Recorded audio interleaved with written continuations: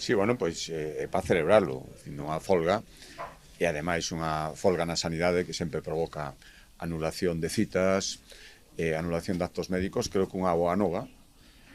Sempre dixemos, lóxicamente a Xunta ten que manter as súas posturas, as que creemos que son millores polo interese público, pero tamén hai que saber negociar e chegar a acordos. E foi o que fixemos, e, por lo tanto, fin da folga no que lle correspondía á Xunta de Galicia. E o que pido é que se faga o mesmo respecto á folga que en Galicia e en toda España está plantexada frente ao Ministerio de Sanidade. Non é normal que, levando casi 2 meses de folga, o Ministerio de Sanidade non quera negociar.